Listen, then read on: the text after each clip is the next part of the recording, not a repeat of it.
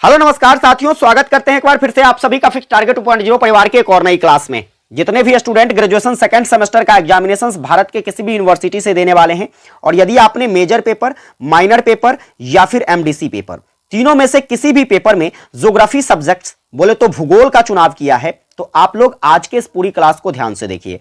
हम लोग आज से स्टार्ट करने जा रहे हैं ज्योग्राफी की क्लास, जो कि आपके सिलेबस के अकॉर्डिंग यूनिट नंबर फर्स्ट का फर्स्ट टॉपिक होगा। यहां पर हम क्या पढ़ने वाले हैं तो ध्यान दीजिएगा। यहां पर हम लोग पढ़ेंगे एटमॉस्फेयर के बारे में। किसके बारे में पढ़ेंगे मेरे भाई? एटमॉस्फेयर बोले तो हिंदी में इसे क्या कहते हैं? आपका जवाब होगा सर, एटमॉस्फेयर को हिंदी में वायुमंडल कहा जाता है। क्या कहा जाता है? वायुमंडल कहा जाता है। तो हम यहां पर आज के इस क्लास में यही डिटेल से जानने वाले हैं कि वायुमंडल क्या होता है, इसकी संरचना कैसी होती है, इसका संगठन कैसा होता है। ये सारी टॉपिक को हम आज के इस क्लास में कवर करने वाले हैं। उम्मीद करूंगा आप लोग जो है हमारा साथ शुरू से लेकर अंत तक दीजिएगा और मेरी कोशिश रहेगी कि मैं आपको बहुत अच्छे ढंग से सारे टॉपिक को समझा सकूं। एक बार आप लोग सेशन को लाइक नहीं किए हैं, लाइक कर दीजिए। अपने सभी दोस्तों को ज्यादा से ज्यादा शेयर कर दीजिए ताकि ज्यादा से ज्यादा बच्चे क्लास को अटेंड कर सके। आप लोग शेयर करने में बड़ा कंजूसी करते हो, ठीक है? शेयर कीजिए फटाफट से दबाकर और चैनल पर नए सब्सक्राइब भी कर लेना। आइए मेरे भाई हम लोग टॉपिक पर चर्चा करें। तो टॉपिक है आपका एटमॉस्फेयर। एटमॉस्फेयर बोले तो वायुमंडल। अब यहां पर एक छोटा सा शब्द है आपके पास, वायुमंडल। जरा हम इसके विखंडन को समझ लेते हैं।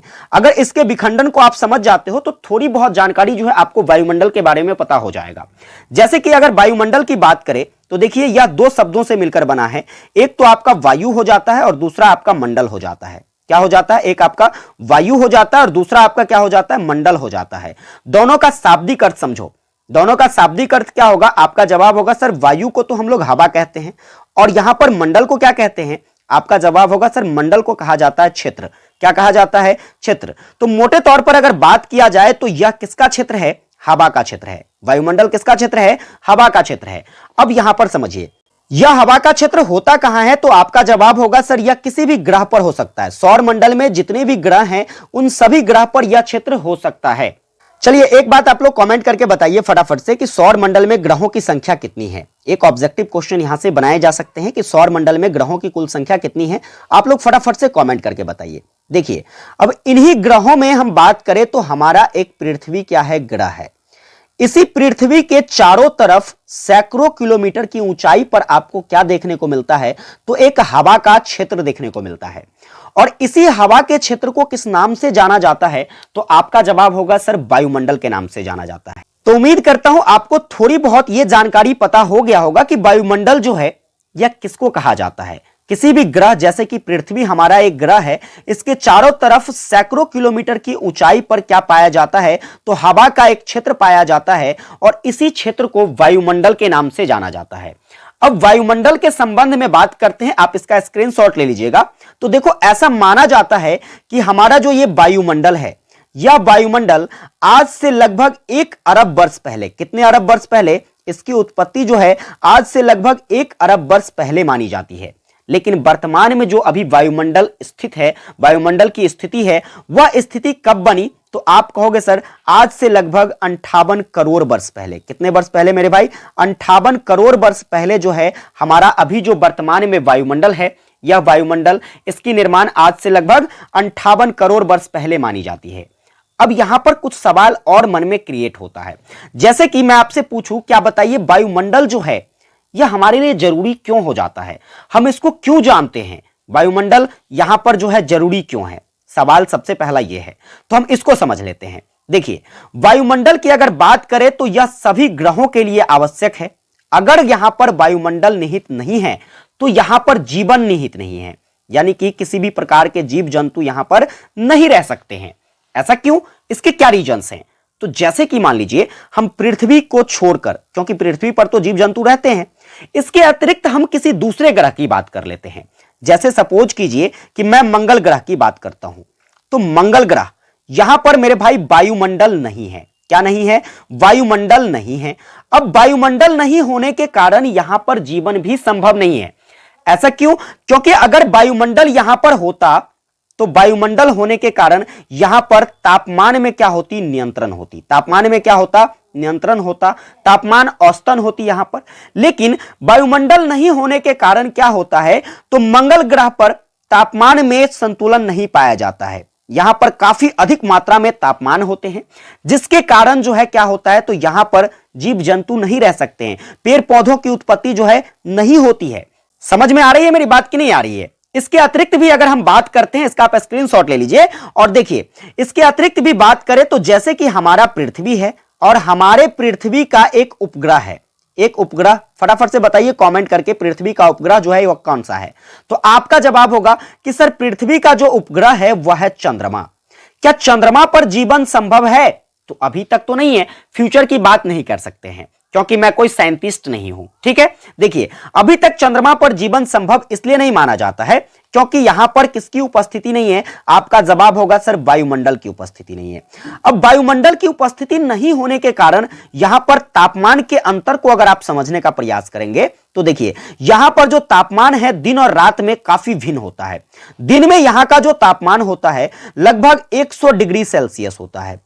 कितनी गर्माहट देख रहे हो ना, 100 डिग्री सेल्सियस जो है लगभग यहां पर दिन का टेम्परेचर होता है। और रात की टेम्परेचर की बात करूं तो बिल्कुल इसका विपरीत -100 डिग्री सेल्सियस, मतलब समझ सकते हो कि यहां पर कितनी ज्यादा ठंडी होती है।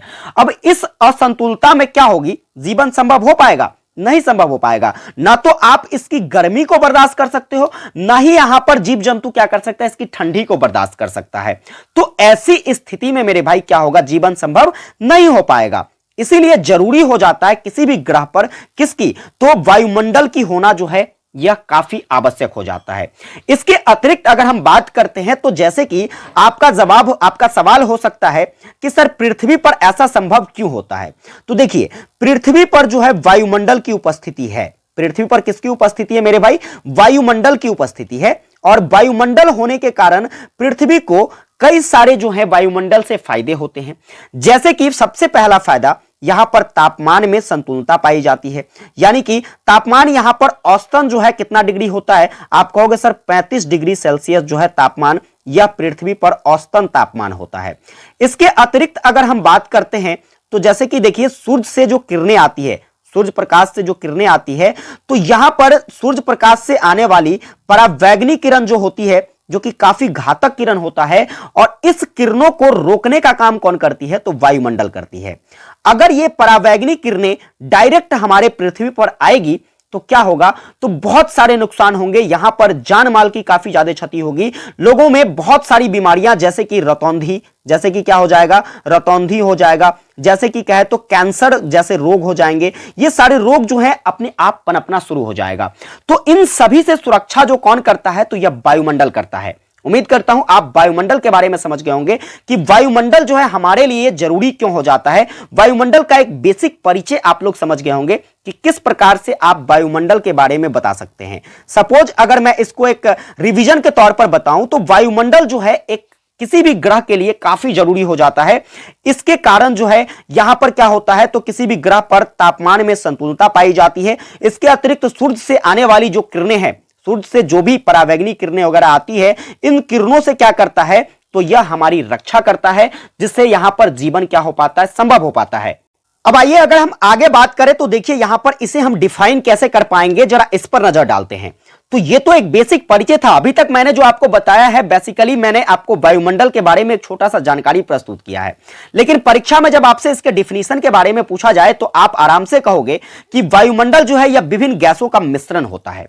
वायुमंडल क्या होता है? विभिन्न गैसों का मिश्रण होता है। जैसे कि हमारे पृथ्वी पर जो वायुमंडल है, इसमें कई सारे गैसेस पाए जाते हैं। क्या पाए जाते हैं मेरे भाई? कई सारे गैसेस पाए जाते हैं। जैसे कि ऑक्सीजन गैस हो जाता है, जैसे कि नाइट्रोजन गैस हो जाता है, जैसे कि कार्बन डाइऑक्साइड हो जाता है। इस तरीके से विभिन्न विभिन्न गैसों का यहां पर मिश्रण देखने को मिलता है। और यह जो क्षेत्र होता है यह हमारे पृथ्वी के चारों तरफ निहित होता है, जो कि लगभग 700 किलोमीटर की ऊंचाई तक फैला हुआ है। कितने किलोमीटर तक की ऊंचाई पर? 700 किलोमीटर तक की ऊंचाई तक जो फैला हुआ है, यह क्षेत्र हमारे पृथ्वी के चारों तरफ एक वायुमंडल की निर्माण करती है। अगर इसके अतिरिक्त हम बात करते हैं तो देखिए हमारे वायुमंडल में गैसों का मिश्रण तो हो गया, इसके साथ साथ हमारे वायुमंडल में जो है मेरे भाई धूल कणों का भी मिश्रण होता है। किसका मिश्रण होता है? धूल कणों का मिश्रण होता है। जलवाष्प, जलवाष्प जिसको आप लोग भाप कहते हो, इसका भी मिश्रण आपको देखने को मिलता है। जैसे कि आप देखते हो ना, ठंडी का महीना में क्या होता है? ठंडी के महीना में काफी सारे ओस गिरते रहते हैं, शीत जिसको आप कहते हो। तो इसमें क्या होती है? ये वाष्प होता है। जल जो है एक वायु के तरह होती है, यहां पर जल वाष्प होता है। तो इन सभी चीजों का मिश्रण जो है आपको कहां पर देखने को मिलता है? वायुमंडल में देखने को मिलता है। तो इस तरीके से आप वायुमंडल को परिभाषित कर सकते हो। इसके अतिरिक्त देखिए तो वायुमंडल जो होता है, वायुमंडल में कई सारी परतें होती हैं। वायुमंडल में क्या होता है? कई सारे परतें होती हैं, जैसे कि आपको मैं यहां पर बताने वाला हूं इसके परतों के बारे में। तो याद रखिएगा वायुमंडल में मौलिक रूप से 5 परत पाई जाती है, 5 इसके स्तर पाए जाते हैं। सबसे पहला जो है आपका क्षोभ मंडल, दूसरा है समताप मंडल, तीसरा है मध्य मंडल, इसके बाद आयन मंडल और सबसे जो है ऊपरी भाग जिसे हम लोग वायुमंडल कहते हैं। तो ये 5 परत जो है ये किसके हैं? तो आपका जवाब होगा सर यह वायुमंडल का परत है। और देखिए इसी परत में सबसे ऊपरी परत जो होता है जिसे हम लोग वायुमंडल कहते हैं। क्या कहते हैं? ऊपरी परत। इस ऊपरी परत का जो हम लोग अध्ययन करते हैं या किस विज्ञान के अंतर्गत करते हैं? तो आपका जवाब होगा सर वायु विज्ञान के अंतर्गत करते हैं। किसके अंतर्गत करते हैं? वायु विज्ञान के अंतर्गत वायुमंडल के सबसे ऊपरी परत का अध्ययन किया जाता है। वहीं पर इसके सबसे निचली परत की बात करें, किसकी बात करें? सबसे निचली परत की बात करें तो इसका जो निचली परत जिसे हम लोग ऋतु विज्ञान के अंतर्गत अध्ययन करते हैं। किसके अंतर्गत अध्ययन करते हैं? ऋतु विज्ञान के अंतर्गत अध्ययन करते हैं। उम्मीद करता हूं आप मेरी बात समझ गए होंगे कि आप जो है किस प्रकार से वायुमंडल को परिभाषित कर पाएंगे। मोटे तौर पर अगर हम बात करें तो वायुमंडल जो होता है हमारा यह विभिन्न प्रकार के गैसों का मिश्रण होता है। वायुमंडल जो होता है यह किसका मिश्रण होता है? विभिन्न प्रकार के गैसों का मिश्रण होता है। इसमें धूल कण का मिश्रण होता है। इसके बाद हम बात करें तो इसमें जलवाष्पों का मिश्रण होता है। किसका मिश्रण होता है? जलवाष्पों का मिश्रण होता है। इन सभी मिश्रण का जो एक समूह है वही वायुमंडल का निर्माण करती है और यह हमारे पृथ्वी से लगभग 700 किलोमीटर तक की ऊंचाई तक फैला हुआ एक क्षेत्र है। ठीक है, इसमें कई सारी परतें पाई जाती हैं, जैसे कि आपका ये 5 परत हो जाता है, क्षोभ मंडल, समताप मंडल, मध्य मंडल, आयन मंडल और वायुमंडल। इसके सबसे ऊपरी परत का जहां पर हम अध्ययन करते हैं वह आपका वायुमंडल है और सॉरी क्या कहते हैं वायु विज्ञान है। और इसके बाद इसके सबसे निचली परत का जहां पर हम लोग अध्ययन करते हैं वह आपका क्या हो जाता है? ऋतु विज्ञान हो जाता है। तो इस प्रकार से आप इसकी परिभाषा दे सकते हो। उम्मीद करता हूं आपको जो है ये सारी बातें अच्छे तरीके से समझ में आ गया होगा। एक बार आप लोग कमेंट में यस टाइप कीजिए कि सर सारी बातें जो है अच्छे से समझ में आ गया कि वायुमंडल जो है इसकी उत्पत्ति किस प्रकार से होती है, वायुमंडल का शाब्दिक अर्थ क्या होता है, इसके बाद वायुमंडल को हम परिभाषित किस प्रकार से कर पाएंगे। ये 2 बातें आपको अच्छे तरीके से समझ में आ गया होगा। इसके बाद हम आगे की क्लास में जो पढ़ने वाले हैं यहां पर जरा ध्यान से देखिएगा। तो आगे की क्लास में हम लोग पढ़ेंगे कि वायुमंडल जो है या विभिन्न गैसों का जो मिश्रण है, जैसे कि इसमें नाइट्रोजन गैस पाए जाते हैं। बताइए कमेंट करके वायुमंडल में जो है नाइट्रोजन गैस की प्रतिशत मात्रा कितनी है? तो आपका जवाब होगा सर 78%, जो कि सबसे अधिक नाइट्रोजन गैस। और नाइट्रोजन गैस काफी जहरीला गैस होता है, समझ में आ रहा है ना? तो ये 78% जो है भाई साहब कहां पाए जाते हैं? हमारे वायुमंडल में पाए जाते हैं। ऑक्सीजन की बात करें मेरे भाई तो ऑक्सीजन जो है हमारा वायुमंडल में 21% पाया जाता है। इसके बाद अगर हम बात करते हैं कार्बन डाइऑक्साइड की तो 0.03% पाया जाता है। तो इन सभी चीजों को हम काफी डिटेल में पढ़ने वाले हैं कि यह किस प्रकार से गैसों का मिश्रण है, किस किस गैसों के कारण जो है यहां पर किन किन प्रकार की परिघटनाएं होती हैं। हम आगे की क्लास में इन सभी टॉपिक पर डिटेल में चर्चा करेंगे। इसके बाद मैं आपको आगे की क्लास में यह भी पढ़ाऊंगा कि ये जो आपके वायुमंडल की परतें हैं, ये 5 परतें, इन परतों को हम काफी डिटेल में जानेंगे। तो उम्मीद करता हूं आज की क्लास आपको काफी ज्यादा हेल्पफुल लगी हो। एक बार आप लोग कमेंट करके बताइए कि सर क्लास आपको कैसी लगी। फटाफट से आप लोग कमेंट कीजिए कि आज की क्लास आपको कैसी लगी, आगे की क्लास को कंटिन्यू करना चाहिए या नहीं करना चाहिए। आप लोग फटाफट से कमेंट करके बताइए। अगर ये क्लास हेल्पफुल लगी हो, चैनल पर नए हैं सब्सक्राइब कर लीजिएगा, नोटिफिकेशन बेल को ऑन कर लीजिएगा, सेशन को एक प्यारा सा लाइक करके अपने सभी दोस्तों के बीच इसे ज्यादा से ज्यादा शेयर कर दीजिएगा, ताकि सारे बच्चे जो हैं आने वाली क्लास को टाइम से ज्वाइन कर सके। ये क्लास आपको इस सप्ताह में पूरे जो है 7 बजे आपको शाम में डेली मिलने वाला है। फटाफट से आप लोग इस बात को ध्यान रखिए और अपने सभी दोस्तों को शेयर कर दीजिए। मिलेंगे आप लोगों के साथ अगली क्लास में एक नए जोश, एक नए अंदाज के साथ। जय हिंद, वंदे मातरम।